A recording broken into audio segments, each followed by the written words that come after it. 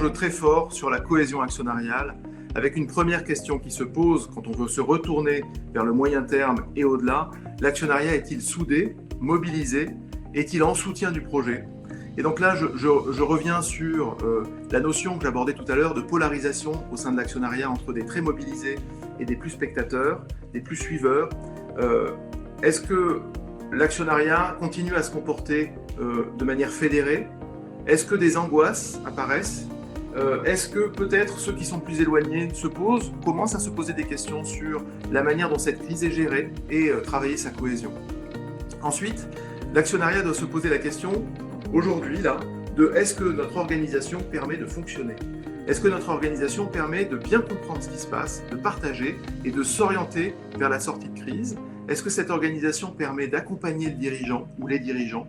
Et là, je sais que certains d'entre vous êtes des dirigeants de vos groupes et je me mets un petit peu à votre place et j'essaie de mettre ça en perspective pour ceux qui ne sont pas dirigeants, mais vous êtes à la tête d'une entreprise qui a été portée potentiellement par plusieurs générations. Vous avez porté un très beau développement et depuis 8 semaines, tout est arrêté. Comment est-ce que le dirigeant peut vivre ça seul? Ça me paraît très compliqué. Il a besoin du soutien. Et est-ce que l'organisation qui a retenu l'actionnariat familial jusqu'à ce jour permet d'apporter ce soutien? Question très importante.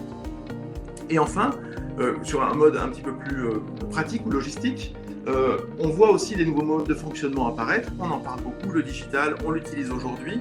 Un vrai champ d'opportunités pour l'actionnariat familial, avec des familles qui sont de plus en plus éparpillées géographiquement, avec des usages qui étaient très très adoptés peut-être par les plus jeunes, peut-être un peu moins par d'autres générations. Et là, tout le monde se remet à niveau quelque part, et donc peut-être beaucoup de potentialités pour demain pour travailler la cohésion de l'actionnariat. Ensuite, des sujets de solidarité familiale, on en a parlé tout à l'heure. Si quelqu'un est dans une situation très délicate, comment est-ce qu'on fait pour l'aider? Est-ce qu'on regarde ça de près ou pas? Et comment est-ce qu'on va le traiter? Comment est-ce qu'on l'a traité dans cette crise? Cette crise que nous vivons aujourd'hui, elle a une dimension intergénérationnelle qui est très forte. On se préoccupe beaucoup des plus fragiles aujourd'hui. Et évidemment, il y a un écho intergénérationnel dans cette préoccupation-là. On voit aussi dans les entreprises familiales que la dimension intergénérationnelle aide à franchir la crise. Par le fait qu'on a des gens plus expérimentés, plus anciens, on sait qu'on sait passer les crises.